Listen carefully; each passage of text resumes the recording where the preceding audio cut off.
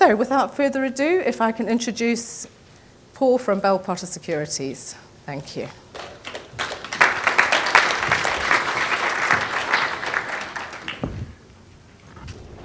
Thanks, Debbie. Here we go.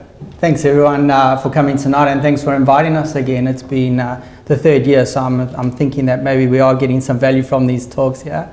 My name's Paul Hodder. I work at Bell Potter Securities with Andy Hough. We work in a team there, so if any of the clients, if you can't get hold of either Andy, I'm always there to have a look at the portfolios for you and give you the required advice that you need.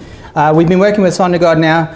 Well, we've been working at Bell Potter for about 10 years, and we've been working with Sondergaard directly for the last 5 years or so. So we like to think that we look after everyone very well there. So, sorry, let me just get this presentation. Okay.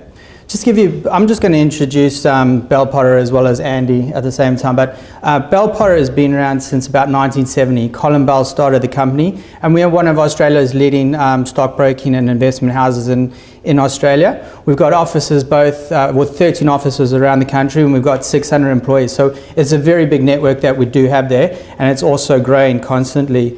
We've also got offices in London and Hong Kong, so we've got an international offering there too.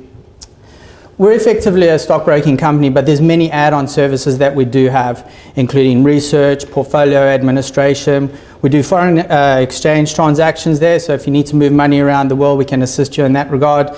We do derivatives, exchange-traded funds, which Henry is going to be talking about a little bit more later. So what we like to tell our clients is that if you require any financial services, use us as a port of call, because we more than likely will be able to help you, and if we require more technical advice, then we'll obviously give you the referral onto the Sondergaard team there. But it's a big offering that we do have. One of the subjects one of the offerings that we do have is that of research. We've teamed up with City Australia for their highly regarded research and corporate deals that come through there.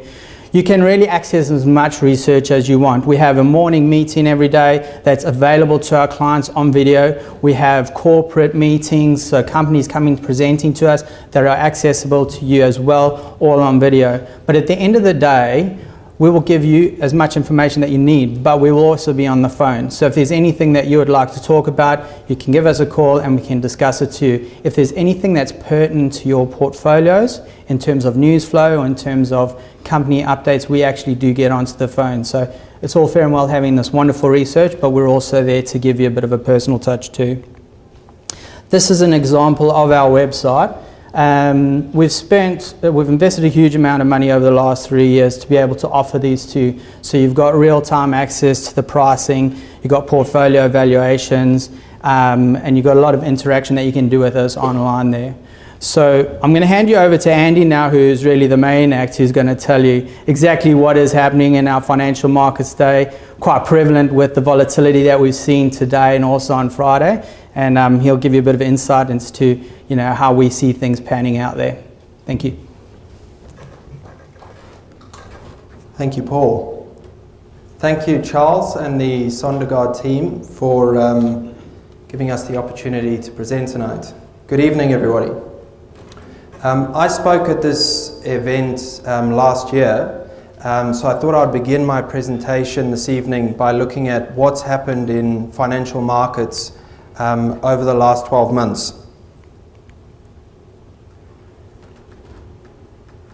These are 5 major events that have happened in financial markets over the last 12 months, and I thought that I'll quickly run through these and just share them with you. So the first is China's devaluation of their currency.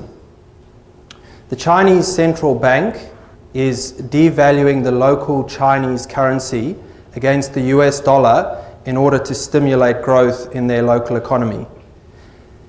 When they began this process, it caused a correction in the Chinese stock market, which also filtered through to the global markets. When we look at oil, the oil price 12 months ago was trading at about $60 a barrel. It recently bottomed out at $29 a barrel and is currently trading at around $50 a barrel.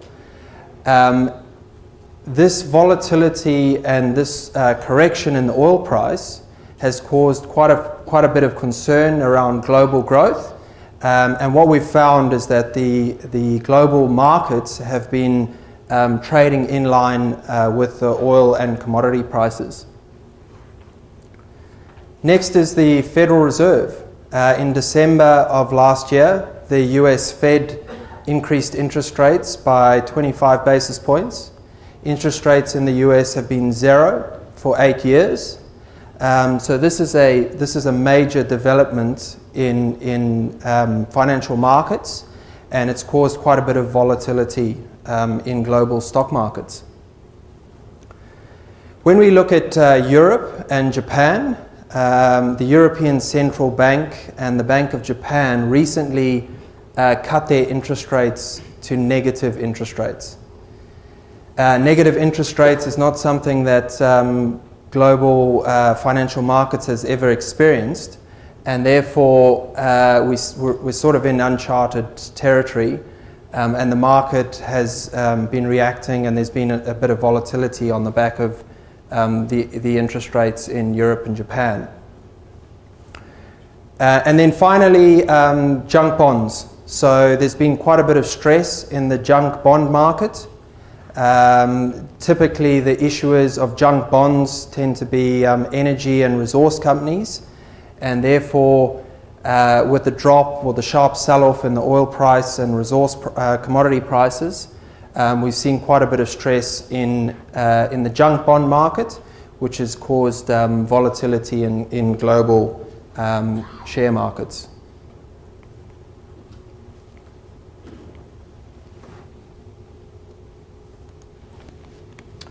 So now I just wanted to show you a chart of the Australian stock market over the last 12 months. This is the accumulation index, and what you can see is that we've had quite a volatile 12-month period. But what's interesting from this chart is that even though we've experienced these 5 major events in global markets that's caused quite a bit of volatility, the ASX accumulation index has still delivered a positive annual return when you include dividends. So that leads me to why do we buy shares? Over the long term, the ASX accumulation index, which is inclusive of dividends, has delivered a return of 12% per annum, and that's going back to 1900. And what's interesting is when we analyze that return, what we realize is 40% of the total return comes from dividends. And so what that means as investors is it's very important to be invested in stocks that pay dividends. When we compare this return to the return on cash, the long-term return on cash of 3.8% is well below those that we're seeing in the share market over the long term. This chart up on screen is the ASX accumulation index over the last 57 years. And what's interesting in this chart is 42 of the 57 years has delivered a positive annual return, and 15 of the 57 years has delivered a negative annual return. And therefore we're achieving a positive return on the ASX accumulation 73% of the time. So that now leads me to the main part of my presentation, which is around what we're currently seeing in the Australian stock market in terms of market themes. And these are 5 major market themes that we're seeing in the local market that we believe investors should be across. So the first is inbound tourism. And what is actually driving inbound tourism is 2 main things. The first is the low Australian dollar, and therefore the attractiveness of travelling to Australia. And second is the attractiveness of Australia as a tourist destination.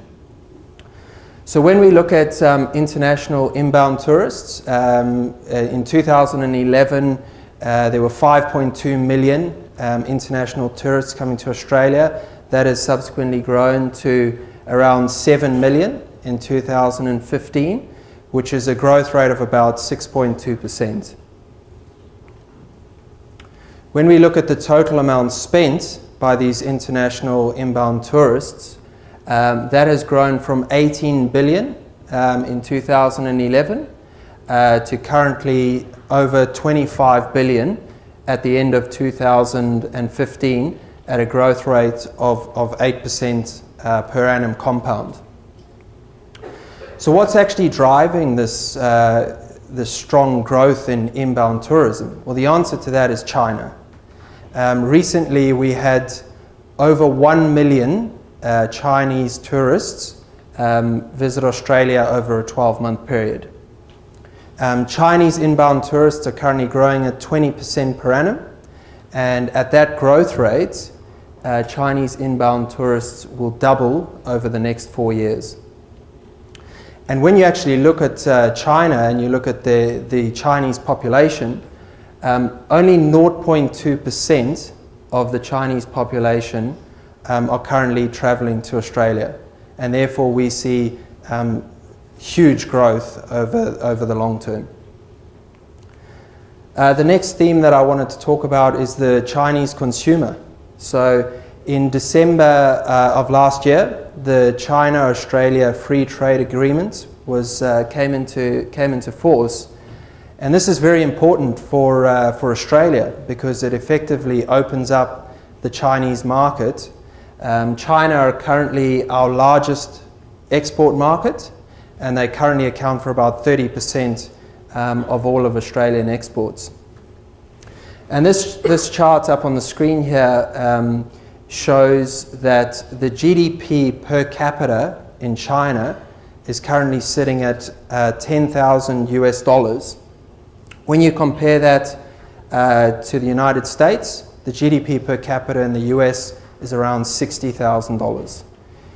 So what we see is, over the long term, the Chinese GDP per capita moving towards the US GDP per capita, and therefore a huge growth in the Chinese middle class.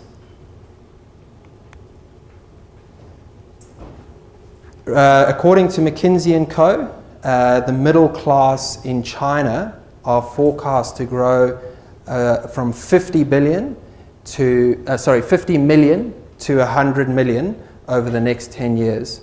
And therefore you've got a really strong growth of middle class in China, which is driving consumption of Australian product. The next theme I wanted to talk about is technology. We've seen a rapid advancement in technology, and what this is doing is it's forcing business and companies to innovate and to adapt their business models or run the risk of being disrupted. So the first major theme within technology is that of mobile. And this chart on screen here is showing the smartphone penetration globally. That is forecast to reach 50% of the global population will own a smartphone, and that's up from about 20% in 2012. The next theme within technology is that of big data. And big data is being driven by an advancement in cloud computing. Over the last 10 years, online sales of software has grown at 20% per annum. The forecast is for the demand of data to continue to grow strongly by a rapid increase in connected devices. So Cisco predicts that 50 billion devices will be connected by 2020, and that by 2030, 500 billion devices would be connected. And therefore, there's going to be a strong demand for data and data analytics. The final theme in technology is 3D printing. So Gartner's forecasting growth of 100% per annum in shipments of 3D printers to the end of 2018. And what's actually driving this strong demand in 3D printers? It's a sharp reduction in the cost, and therefore it's opened up the market for 3D printers enormously. What is the application of 3D printers? Well, it's mainly manufacturing, and many analysts believe that 3D printers will revolutionize the manufacturing industry. The next theme is resources, which is quite important for Australia, being a large commodity exporter. And what we're seeing in the Chinese economy is the Chinese economy is transitioning from an infrastructure-driven economy to more of a service and consumer-driven economy. And what that means is their demand for steel, which goes into making bridges and railways and apartment blocks, that demand is coming down.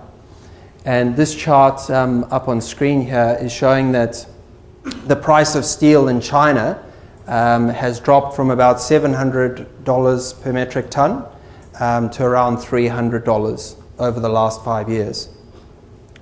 What that means is their demand for iron ore, which goes into processing of steel, is dropping, and therefore we see commodity prices as being under pressure as the Chinese economy continues transitioning to a service and consumer-based economy.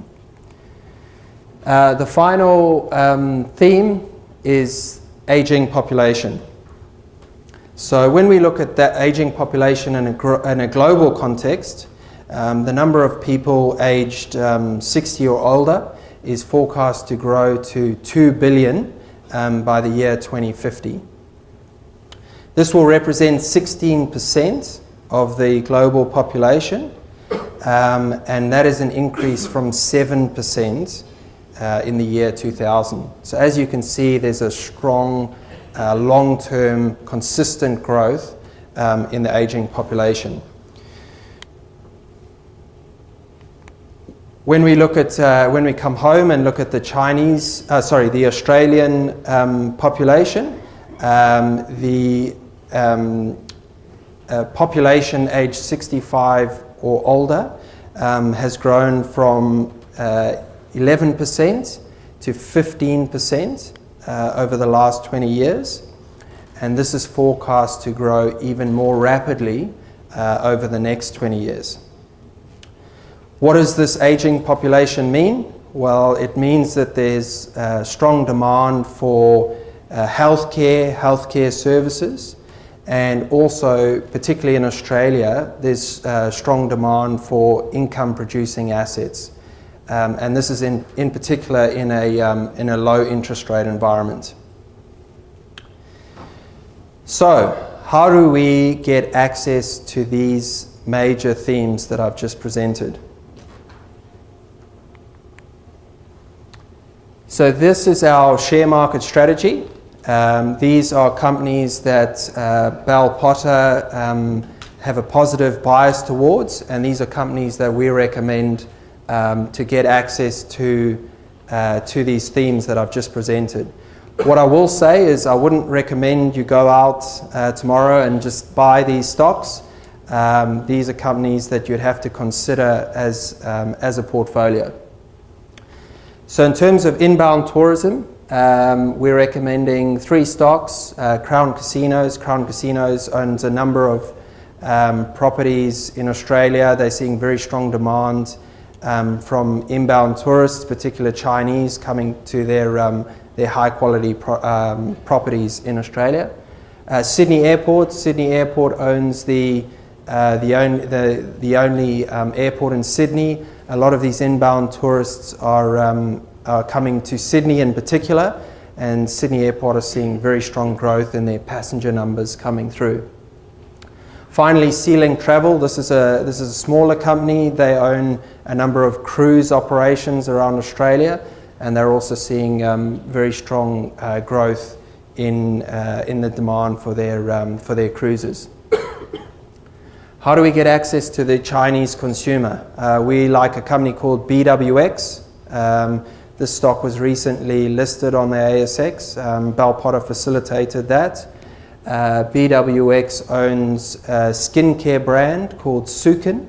Sukin is the largest natural skincare brand that's sold in Australia, and BWX have recently opened up the Chinese market. At the moment, their sales in China is very small, but we've forecast that over the next 5 years, you'll see massive growth in their sales to China as well as other international markets. Technology. We're recommending 3 technology stocks. Technology is a very small part of the ASX, particularly when you compare it to the US market. But we recently were involved in the listing of WiseTech Global. WiseTech Global is a large software platform that's used by the global logistics industry. They're growing rapidly at about 30% per annum. Addercells Technologies, they're again a software company. They provide their software to the civil aviation and defense sector. They have the US Department of Defense as a client. And Integrated Research, also a software company. They provide their software platform to the payments and the unified communication sector. In terms of the aging population, we like 3 stocks. Main Pharma, they have a generic pharmaceutical business predominantly in the US, very successful business, also growing very strongly. Medibank Private, the largest health insurance business in Australia, listed a few years ago and has been very successful listing. And then finally, Certex Medical. Certex Medical have a liver cancer treatment. They have successfully grown their business internationally and are seeing very strong growth. And then finally, getting access to your income stocks. As I mentioned, the aging population means that there's strong demand for income producing assets. These companies tend to pay fully franked dividends, therefore particularly favourable for superannuation funds to get the full benefit of those franking credits. So we like the 4 banks, Challenger, Wesfarmers, Telstra, these sorts of stocks to give you access to a good income stream. So just to finish off my presentation, if there are any of you that have an existing portfolio that you would like reviewed, if there's anyone that's looking to start up a new portfolio, please feel free to contact either Paul or myself, and we'd be happy to give you a free consultation. Thank you.